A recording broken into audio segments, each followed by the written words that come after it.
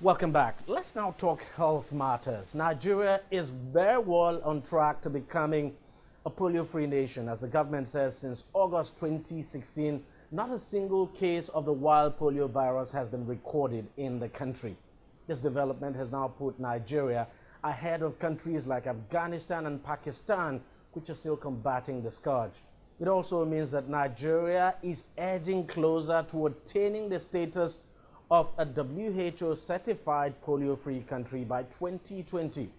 It's also safe to say this is a cheering news, not just for the country, but indeed the entire continent. Nigeria has been holding the key to a polio-free Africa because before now, it's been the only African country without required documentation to justify a polio virus-free status. And this has hindered the Africa Regional Certification Commission from certifying the continent polio-free. Now, insecurity in the northeast of Nigeria had hindered the polio vaccination program, making it difficult to get the virus under control. Now, all that has been put behind us. But again, this is just the first criteria for being granted certification. So it means that we must strive to sustain the current momentum. It's not an easy one, it's tough, but it's something that we just have to do. All right, let's cross over to Dr. Tunji Funsho, who is the chairman of Nigeria National Polio Plus Committee, who joins us from Abuja to discuss more now about this significant development. Thank you very much, Dr. Funsho, for talking to us. First off, just give us a sense of how significant this milestone is. It's very, very significant indeed, because what it is telling us is that we have been able to interrupt the transmission of the wild polio virus in our environment. More importantly, preventing the wild polio virus from paralyzing our children. So it's a very important milestone. But we're not there yet. This is just one of what I consider 3 milestones.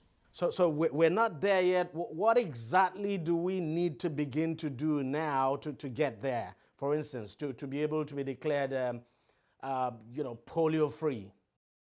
What we need to do is to continue doing what we've been doing to get us here, but also to beef up our routine immunization level. We still have a number of states that are less than 50% coverage for routine immunization, which also includes polio. We need to ensure that more than 50%. The ideal will be to get about 90%. A few states have already reached that level. But we're living in a world where there are no boundaries anymore. So once any area is prone to any disease situation, any neighboring area, no matter how far away they may be, would also be at risk. So that is one. The other thing we need to do is to ensure that we beef up our surveillance system to ensure that we don't miss any case of polio anywhere. The surveillance system ensures that we pick up any case of paralysis from whatever cause and take adequate specimens from those patients, send them to appropriate laboratories just to ensure that the paralysis is not due to polio, or if it's due to polio, we confirm that it's due to polio. Now, I mean, you did talk about some states that we seem to be having difficulties. Now, which states would those be, and what exactly is the situation there? Why is it difficult, for instance, to access, say, under 5 children and carry out immunization programs, for instance? I'll refrain from being specific, but I can tell you that one of the obvious areas in the northeastern part of the country, all of us are aware, there are still issues of accessing children because of insecurity. But we are way, way away from where we were 3 years ago, where we couldn't access almost 90% of children in that area. We were not able to access about 600,000 children at the time, and that number has come down to about 60,000. So that is for obvious reasons. Vaccinators need to go to an environment that they're secure without any risk to their lives or limbs. But it is not limited to those areas. There are other areas in the country where accessibility is a problem, either due to weather conditions, swollen rivers, or just pure distance from the nearest facility that can take healthcare to them. Those are areas that we're working with state governments to try and address.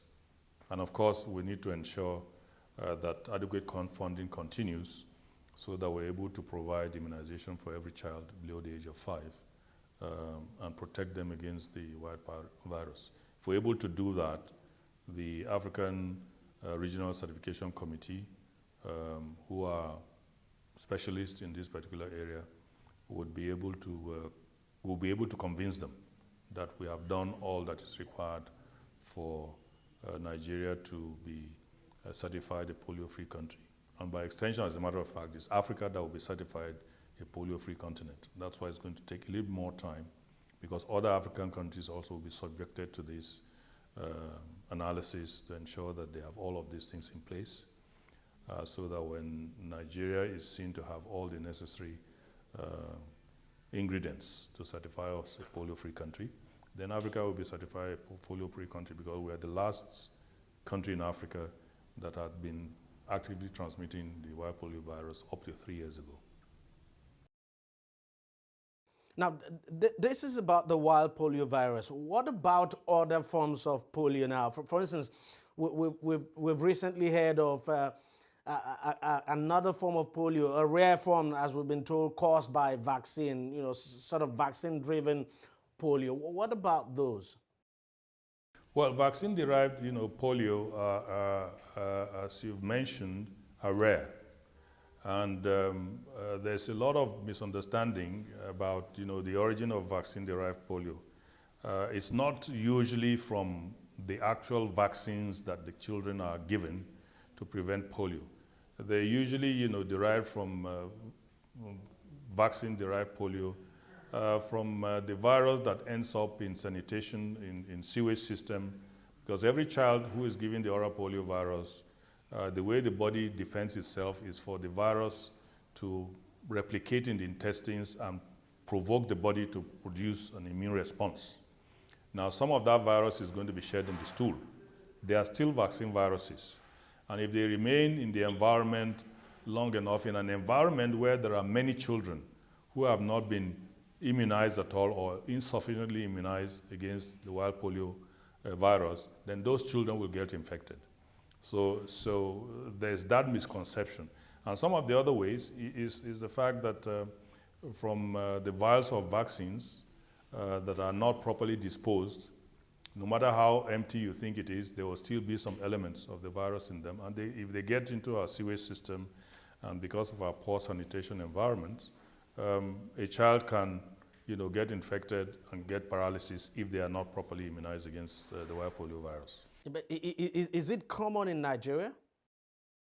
Well, we've had a few, in the last couple of months, we've had quite a few cases in Nigeria in different parts, from the northern parts of the country, from the southern part of the country, and even from the central part of the country.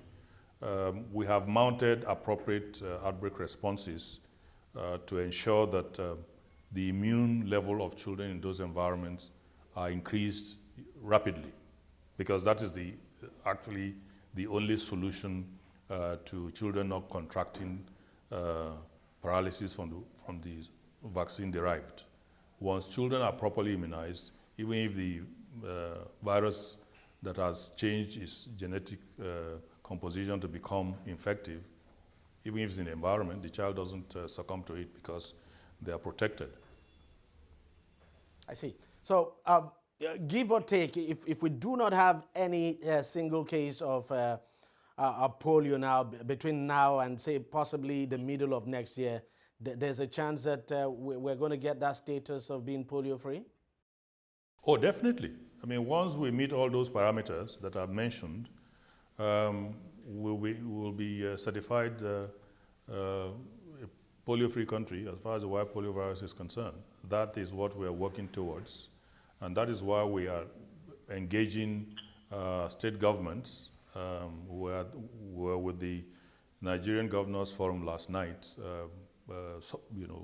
advocating for their support to ensure that they maintain the tempo that got us so far, so that there's no complacency to say, oh, we have reached 3-year mark, and therefore we're going to take our eyes off the ball. There's a danger in doing that, and that danger is a resurgence of the wild polio virus. Well, Dr. Tunji Funsho, thank you very much for your time with us. Thank you very much for having me. All right, we'll take a short break and we'll be right back. On Deji 360, we don't just ask the questions. What is wrong with amending the Constitution the way the National Assembly members have been doing it? We seek answers. Constitution is constituent. Our problem is not lack of laws. Our problem is lack of the willpower to implement our laws. Answers that provide clarity. While we negotiate, we should try to make it a point that the girls must be complete. The clarity you need to make informed judgment so that you can make the right decision and take action.